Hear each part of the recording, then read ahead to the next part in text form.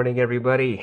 Today we are going to take a look at the B4X with the new op amps in there. You see them, the two new Burson Audio V5i dual op amps. And why the dual? Well, it requires two, but the second thing is because it has balanced circuitry. It requires two op amps. That's my hypothesis, because the B4, just a standard B4, only has a singular op amp, and it's not balanced. So I'm making certain assumptions, but I assume those assumptions are correct. See, I'm making another assumption. We are going to test this with the Hibi R6 with the line out, because I prefer to do the line out instead of the headphone out if I can help it. And we're going to our standard test playlist on Spotify on the Hibi player. And we're also going to use the Audio S4R, which is an incredibly neutral, flat, yet quite good headphone. It's got a little dirt on it.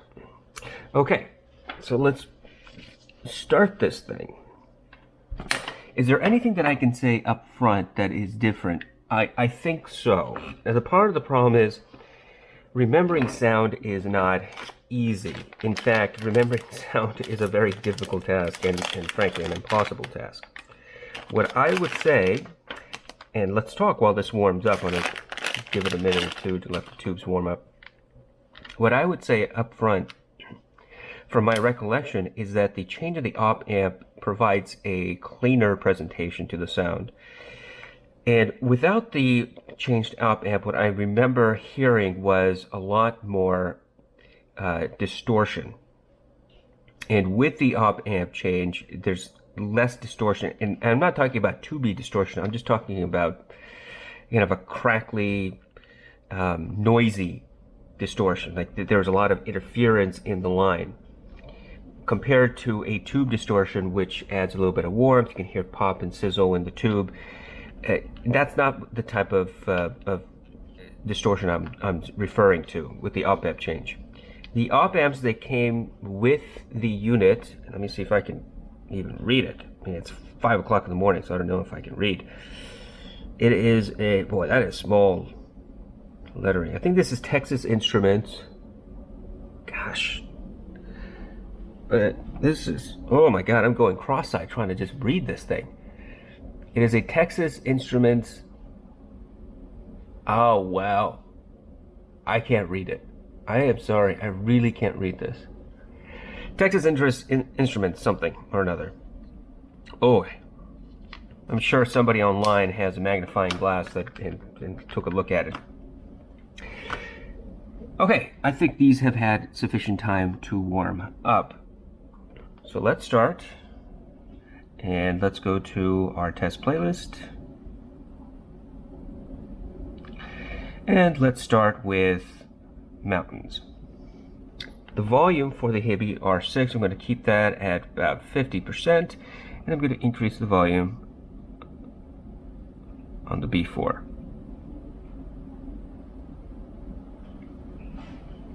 And the B4 volume is maxed out.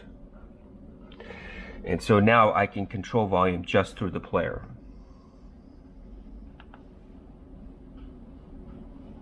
Volume at 70%.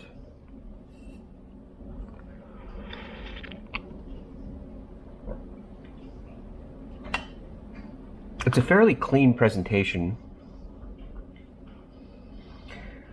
I don't hear any crack, sizzle, or pop from the tubes.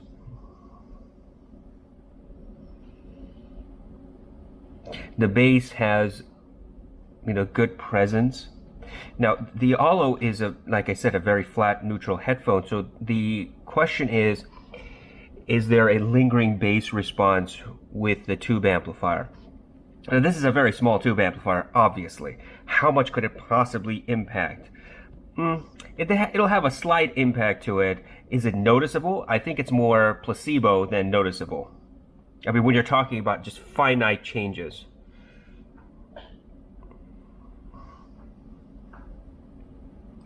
I'm going to skip to the middle of the song.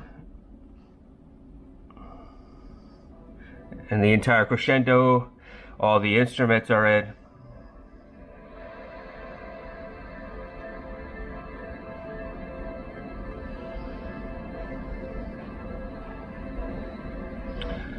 Okay, and I'm going to switch.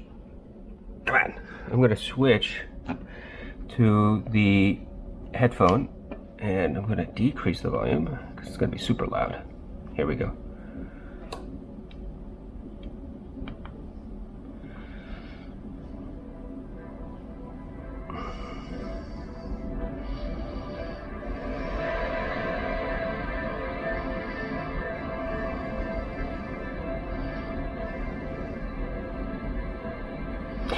So around 2 minutes and 8 seconds to 2 minutes and 15 seconds, there's a rolling, rumbly, thundery sound. And that's the what I really want to pay attention to, whether there's a sonic difference between the R6's presentation and the combination with the Little Bear. So let me go back again to about 2 minutes and 50 seconds, play, and then switch to the B4, then play, and I'll let you know. So bear with me.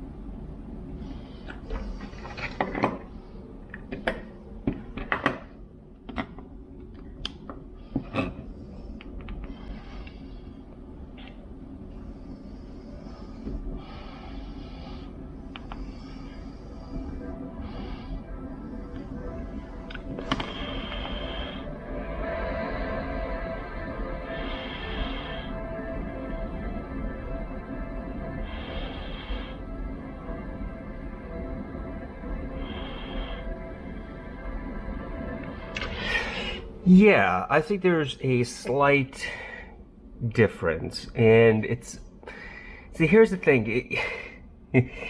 Like with a lot of audiophile products, unless you're doing an A and B test, it's really, really hard to find the nuances, and that's what it does. This is like nuance change. With just the R6, the bass, the rolling thunder thing here is cleaner by a marginal amount, and it's a little bit faster, and it's also less pronounced. In comparison with the B4X, that rolly bass is it sounds thicker, and it begins to interfere with some of the other bass frequencies, and so the only thing that you hear is just this rumble, but there's not a whole lot of definition to that rumble when you compare it to the R6. Now that's what a tube amplifier does. It kind of messes with the frequency range and, you know, melds frequencies, and it adds warmth. Does it add warmth? Yes, but it's just like a tiny amount of warmth, at least for this song. Bottom line, is there a difference? Yeah, there is. Technically, there is a difference. Is it a huge difference? Probably not. And is the difference significant enough for me to say, oh my goodness, the B4X is an improvement or not an improvement? And the answer is no. I don't think it really adds or takes away a whole lot. One thing I will add, though, is that because this is an amplifier, you get more volume with this hooked up. So just remember that. And I'm trying to match volume here as best I can, but because this is a much more analytical, more clean player, and this is the total opposite, and it's amplifying with the signal, there's a lot of factors here trying to match everything together. Let's go to, come on, open them. Let's go to Want You Back by Haim, and here we go.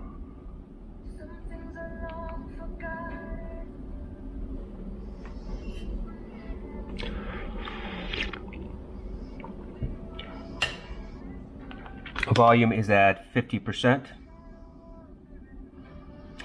You can hear that guitar, and the guitar sounds a little thick. Good separation of the vocalist, left and right, different tonalities.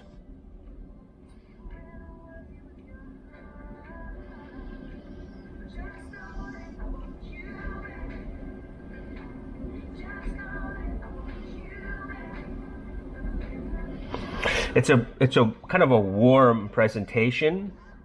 It's a closed off experience, just slightly. So let's switch to the actual player and listen to it. Here we go.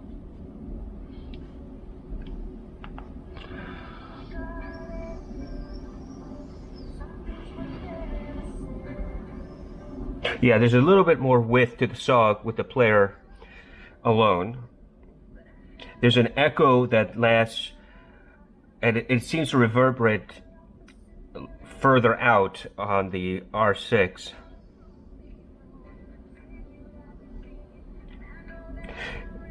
Less closed off, for sure.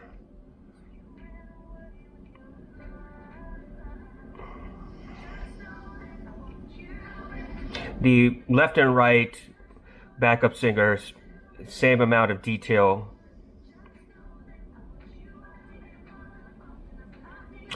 So what I can say up front is that the vocalists, their presentation is about the same in both comparisons. The R6 has a separation of the vocalists, different tonalities. The B4 doesn't change that. What the B4 does tend to change is the soundstage. So whereas with the R6 the soundstage is wider, the B4 narrows that soundstage. Does that kind of make sense? So let's say that the soundstage is the width of this twisty tie. Okay, do you see this? Can you see this? Here, this is a twisty tie. The width of this twisty tie. This is the R6. This is what the B4 does. It makes the soundstage a little bit smaller. It's that, right? This is the soundstage with the B4. Okay, the width of the B4 essentially, and without the B4, the soundstage is like that, so a little bit wider. It's a minute change, but it's a perceptible change if you do A and B test. And as I said, when you do A and B tests, some of the nuances do tend to come out with audiophile products. But if you're just sitting there listening to it, you don't know any different, you're going to say, what's the big deal? Let's do one more. And I can say one more thing about this. I mean, there's no distortion. It's fairly clean presentation as far as the B4 goes. I've listened to the B4, the original, many, many times. I've had that for months and months and months. And the sound signature is practically the same between the B4 and the B4X. I mean, I think they're exactly the same tubes, the same type of circuitry. Of course, this is supposed to be balanced inside. The B4 is relatively clean, but it is by no measure the same type of tube goodness as a dark voice or the Fostex HP V1, which is another tube amplifier. That's in a completely different realm altogether. The B4s will add a little bit of tube warmth and a little bit of narrowed soundstage, not a ginormous difference, and sometimes you may not be able to hear any real difference depending on your equipment, your ears, and the song that you're using. So the last thing we're going to do is listen to Flight from the City from Johan Johansson, and Flight from the City, as you know, is a piano heavy song. Here we go.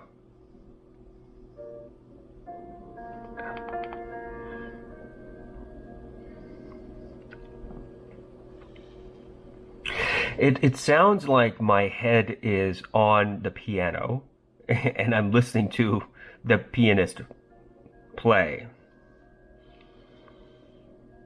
There's that reverberation, and it just seems as if you're sitting too close to an instrument.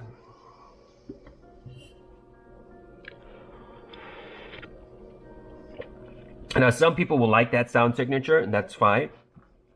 And there's nothing wrong with it. It's just, to me, it is a little too narrowed, a little too closed off. There's this background hiss and electric buzz inside the song that comes out fine. I don't think it's any more accentuated on the B4. The cello is really smooth.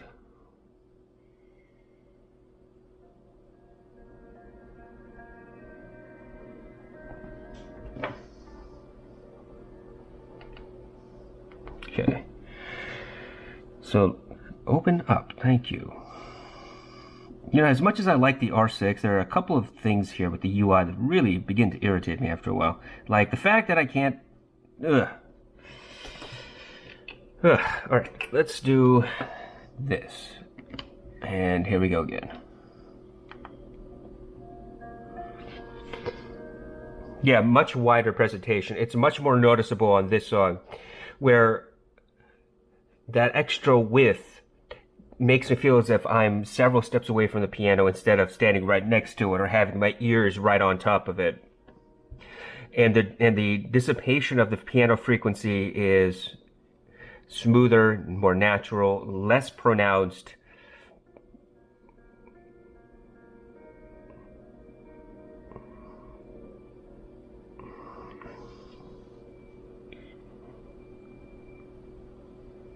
The electric buzz in the background is less pronounced on the R6 than it was on the B4. By a noticeable amount. I can't give you an actual number.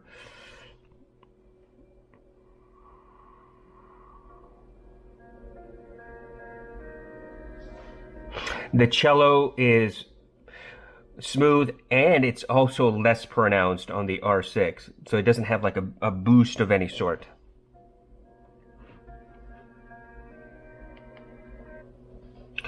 Okay, so where are we at here? We're at 17 minutes. Let's do one more, since we're at it. Let's do one more. Let's go to male vocals, and we're listening to Superposition by Young the Giant. Just the R6 by itself. Here we go. It starts off with drums, then a banjo or a ukulele. And the bass guitars in the background just going brrr, just a rumbly bass guitar all the way at the bottom, which is not interfering with the other frequencies.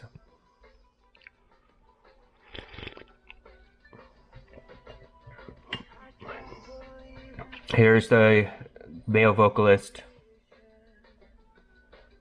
Clean, clear vocalist.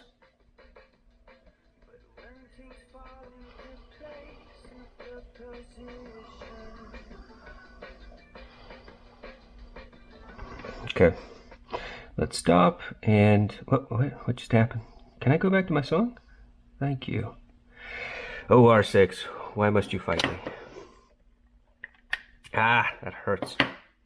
We'll talk about why that hurts in a moment. Okay, let's go back to the B4X and let's start. Yeah, the bass has a thicker presence to it. Noticeable amount, but not a huge amount. The banjo, ukulele, whatever that is, seems to have a little bit more substance. On the R6, it sounded leaner, so it was faster sounding, faster resolving, and the B4 has a slighter hesitation to it. The vocal is a bit stepped back and smoother. Whereas on the R6, it sounded a little analytical to me. This adds kind of an analog presence to the vocals. Just does something. Oh my god, this is so vague. It's a smoother presentation overall.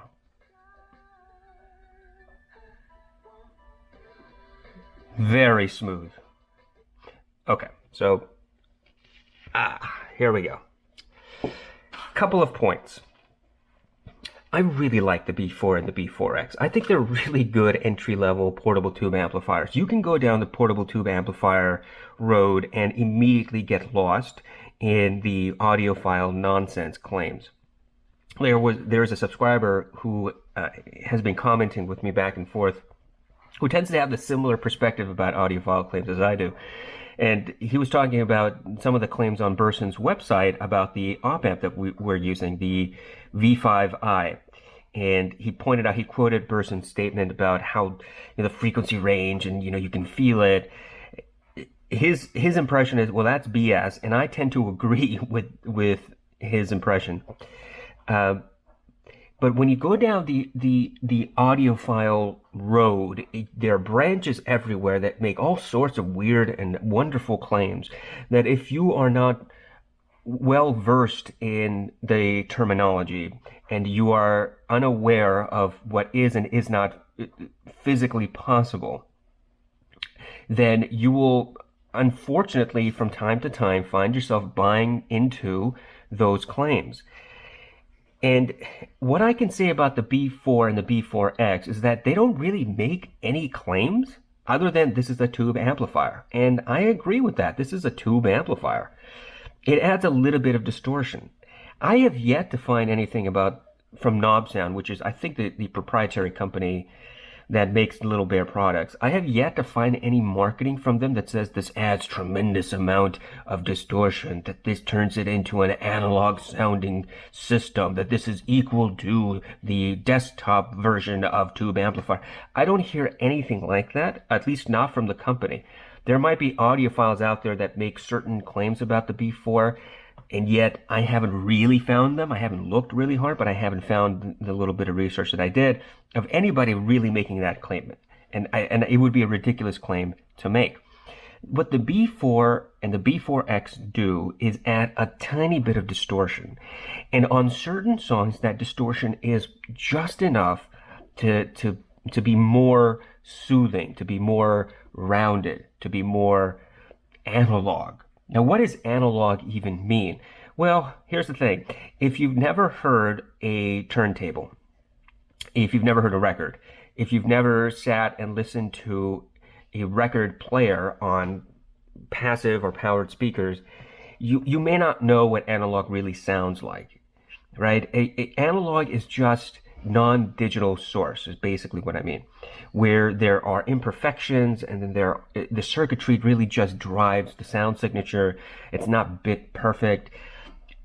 That's what I take analog to mean. Now, other people may disagree. What the B4 does is adds some of that analog style to it because there is distortion with the tubes. What do the op amps do, if anything? See, my recollection of the original op amps is that it just sounded noisier to me, the whole presentation. I'm not talking about the tube noisy, that's just tube distortion. I'm talking about actual noise in the line here, from the player to the amplifier. It was just grainy and noisy. And with a pair of headphones like the Olo Audio, which are fairly transparent and flat, that stands out. And it becomes really irritating. Well, with the op amp change, I don't hear that noise. The noise might still be present. In fact, it probably is still present just with the circuitry and the cheap manufacturing of this product. And the cable, by the way. I suspect that there is still good measurable amount of sonic distortion, of line distortion, and of noise. But I can't hear it, at least not to the same extent that I heard it originally with the original op amps. Is this a worthwhile upgrade to the original op amps? Well, that's up to you to decide whether you want to spend $100 on the Burson op amp upgrade. I got my op amps from eBay for a few dollars cheaper. I couldn't find it anywhere else, not even on Burson's website, for any significant a cheaper price. So if you're going for Burson, you're going to end up spending $100 on top. So that makes this player $200, over $200. And when you get into the $200 range, is there an alternative tube amplifier, portable tube amplifier? At $200? No. I think you have to step up another $150 to $200 to start getting into better tube amplifiers that are cleaner, more precise. Portable tube amplifiers. In my opinion, the op amp change is a significant improvement with the way that I hear the music. It's cleaner to me. That doesn't mean it's going to be cleaner for everybody, because it's dependent on your headphones, dependent on your source. It's also dependent upon your op amp that you end up choosing. So if you purchase a cheaper op amp alternative, and I think there are 3 different op amps that you could potentially get. If you go on Amazon's website and you look up the B4X, somewhere in the middle of the page, there's a description of the types of op amps that this player can accept. You can go on HeadFi and other forums and try to figure out what other types of op amps people have been able to get to work with this amplifier. But if you get a cheaper one, there's no guarantee you're getting quality. And also there's no guarantee that you're not getting quality. This is where the old audiophile claim system comes in. Because op amps, I just don't know how to explain it other than to say it's a hit or miss. Either you will hear a change or you won't hear a change. That's all you can expect. You can't expect an op amp to suddenly change the sound signature to such a degree that you basically have 2 players in one. Change the op amp and you get a totally different tonal presentation. That's not the case. It simply, to my ears, simply makes it a little bit cleaner, less noisy in the line. And for me, that's worth it. Is it worth $100 to me? No, it's probably not worth $100 to me. But I figured, I have Burson products, I trust Burson, I like Burson, I love their customer service, and so if something goes bad with the op amps, it's easier for me to figure out a solution with Burson than it is to hunt down some no-name op amp company that will not return phone calls or emails. So that's my 2 cents. Hopefully this has been of some help. If you have any questions about portable tube amplifiers, let me know. I have a few portable tube amplifiers. Like I said, I had the B4, the original. I have this. I have the HP V1 from Fostex, which is a fantastic tube amplifier. And I also have a technically portable tube amplifier from Woo Audio, the WA8, which is an amazingly smooth and luscious sounding tube amplifier. And it's not portable. You can't hold, never, anyway. Thank you so much for watching. I hope everybody has a wonderful day. Leave a comment down below if you have any questions. Let me know. If you have a request for a video, use the request form that is linked in the description of this video. My test playlist is also linked in the description. And if you have any questions, once again, I'm here to help if I can. Take care.